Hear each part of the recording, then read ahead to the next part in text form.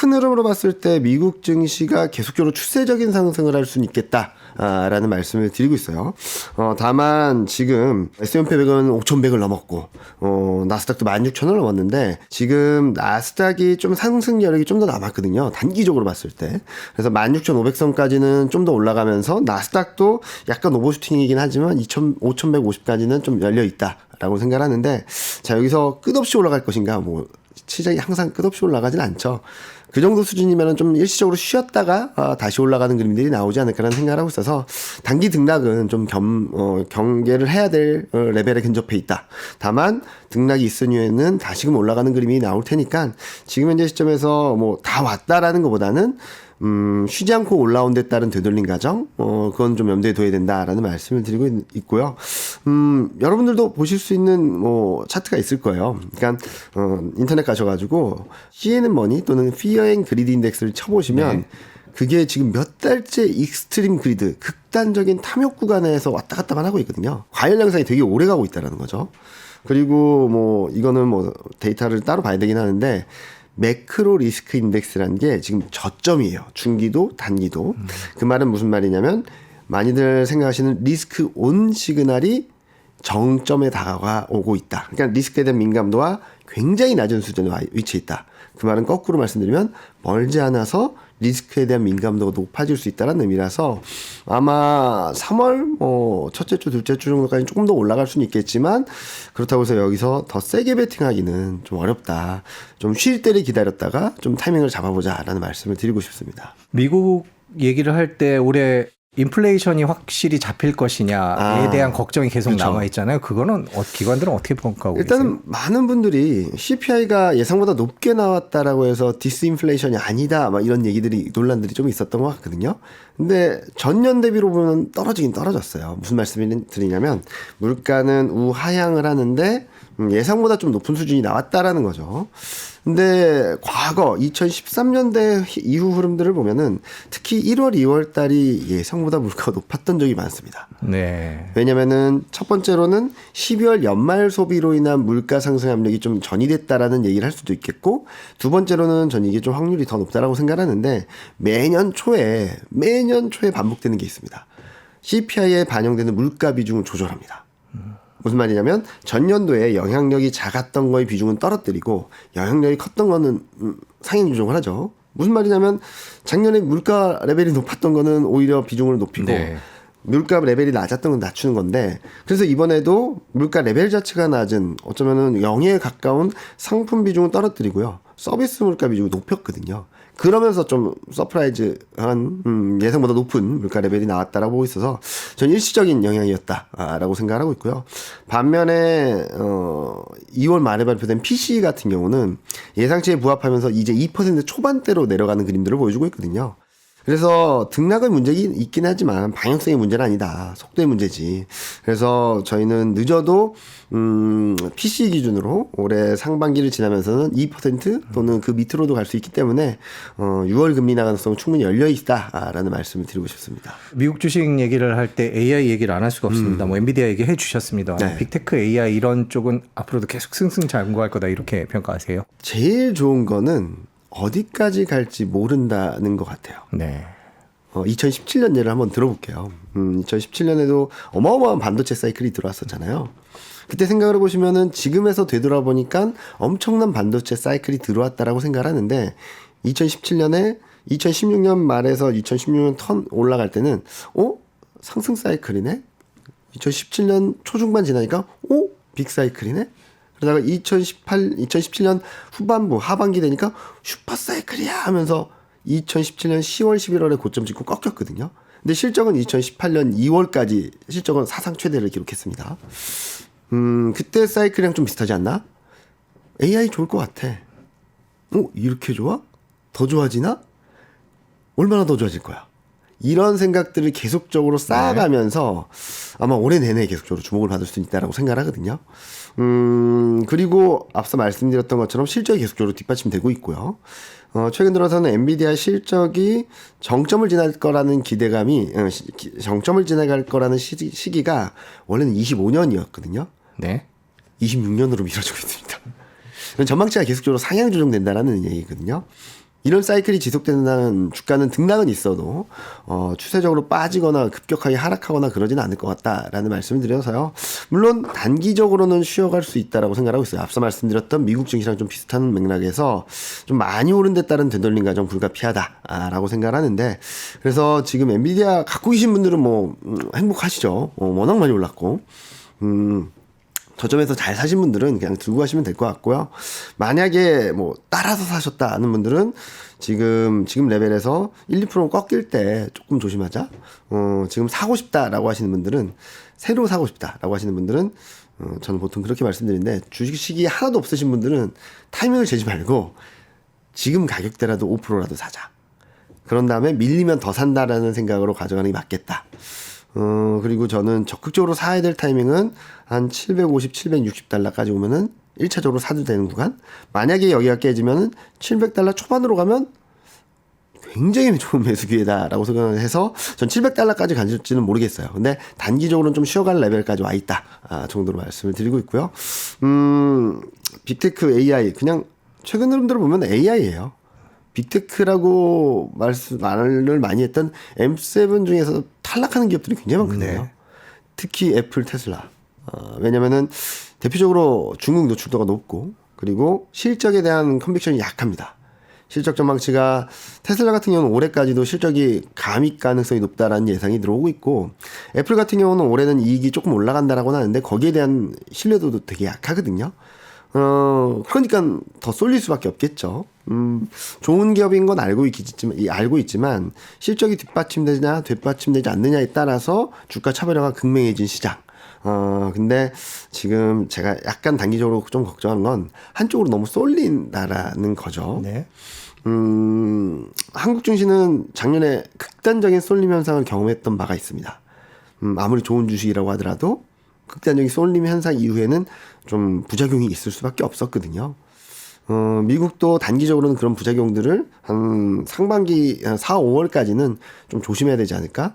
더 올라간다 하더라도 여기서 쭉쭉 뻗어나가는 그림보다는 좀 고점을 형성하는 과정, 그 다음에 한두 달 정도는 좀 쉬어가는 국면으로 들어갈 수 있기 때문에 지금은 많은 투자자분들이 지금이라도 뛰어들어야 되나 고민을 하실 텐데, 지금은 좀 천천히, 매수 타임을 천천히 가져가도 될 것 같다라는 말씀 많이 드리고 있습니다. 종합해 보면 3, 4, 5, 6월 정도에는 조정이 있을 수 있다. 지금처럼 1, 2월처럼 이렇게 막 뻗어 올라가진 않을 거다. 네. 이런 평가들이 많다는 말씀이신 건가요? 저희는 그렇게 전망을 하고 있고요. 3, 4월 달에는 추가적인 반등 시도는 있겠지만, 그게 지금 S&P 500 기준으로 뭐 5,200, 5,300, 5,500 가는 그림은 하반기쯤 기대할 수 있을 것 같고요. 금리나 사이클이 들어왔을 때.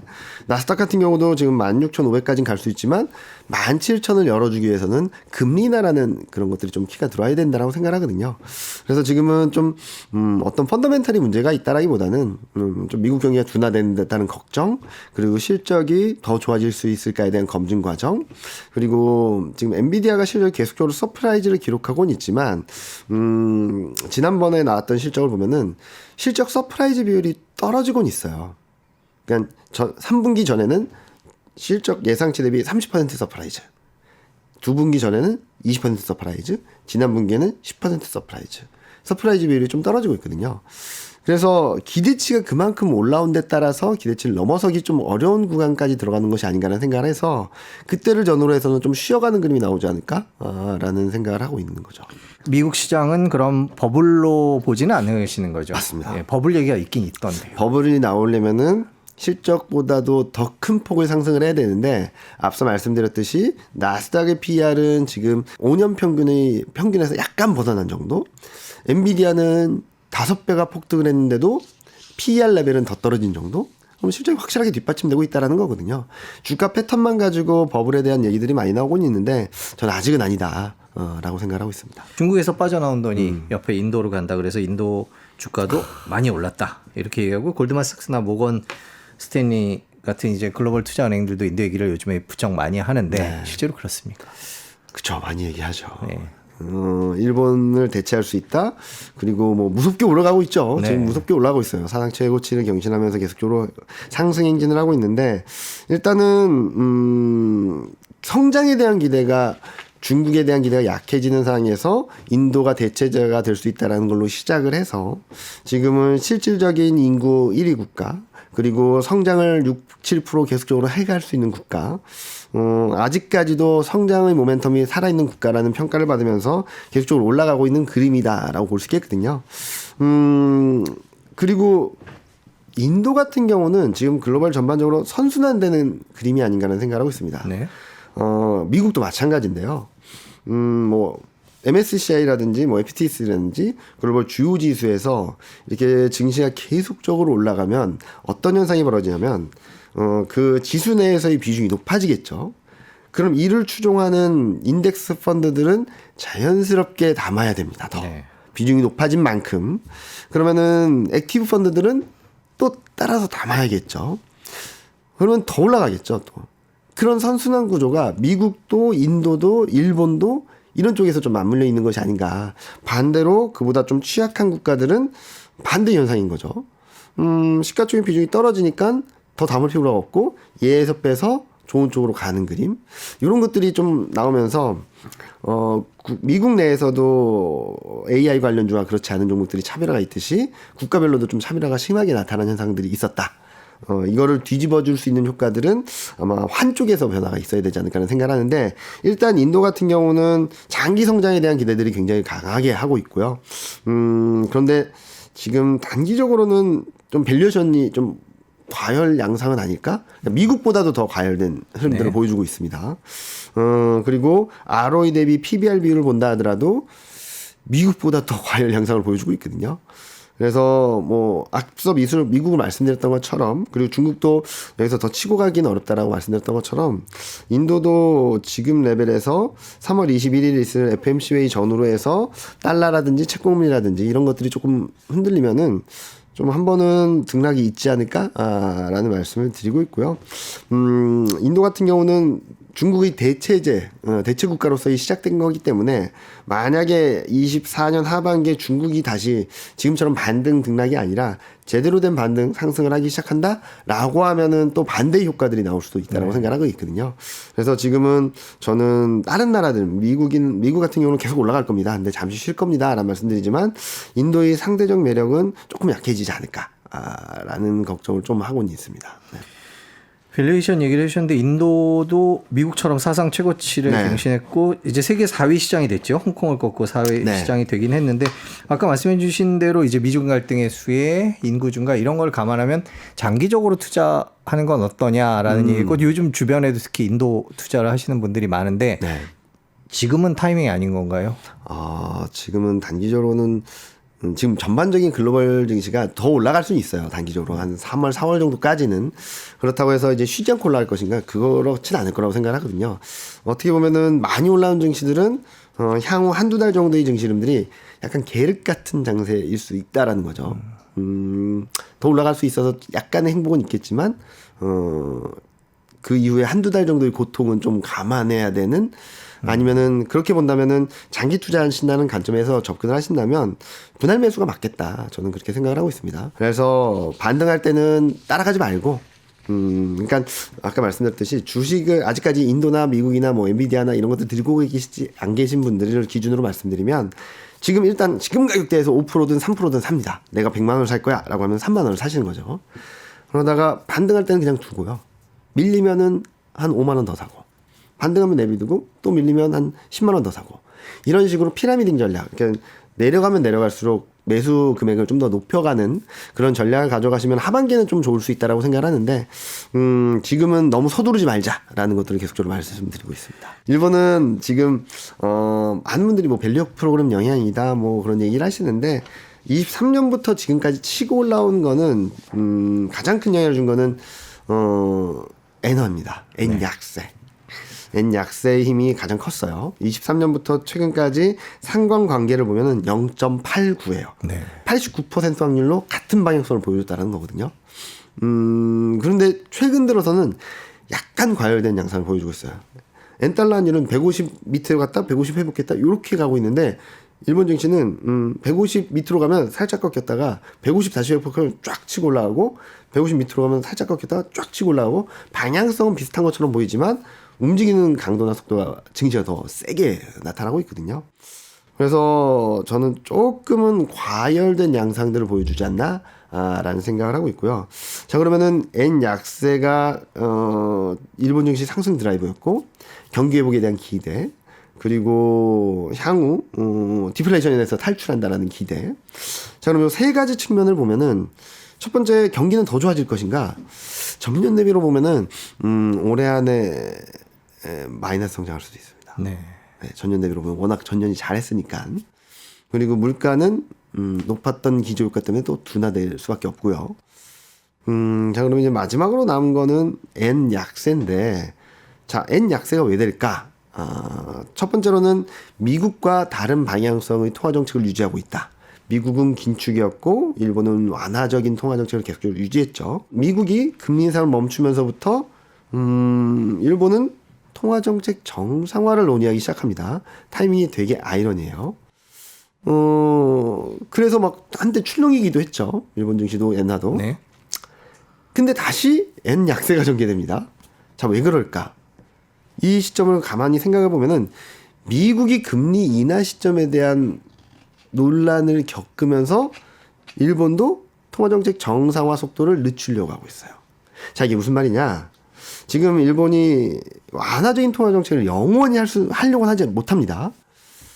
이런 상황에서 어떤 스탠스냐면 미국이 금리 인하에 가까워지면 가까워질수록, 그리고 그 금리 인하를 시행하면 시행할수록 일본은 통화정책 정상화를 더 가져갈 겁니다. 지금까지는 미국은 긴축, 일본은 완화 방향성이었다면 이제는 미국은 완화, 일본은 긴축 쪽으로 간다라는 거죠. 그러면은 엔화가 더 약해질까 강해질까라는 생각을 하면 당연한 결과로 엔화는 강해질 수밖에 없겠죠. 자, 그러면은 왜 일본 중앙은행이 이런 선택을 해야 되냐? 일본 중앙이든 일본 정부든 가장 걱정하는 게 일본 채권 금리가 튀는 걸 가장 무서워하고 있어요. 워낙 부채 비율도 높고 하고 있으니까 지금 성장을 회복했다라고는 하지만 여기서 금리가 튄다라고 하면은 좀 문제가 생기겠죠.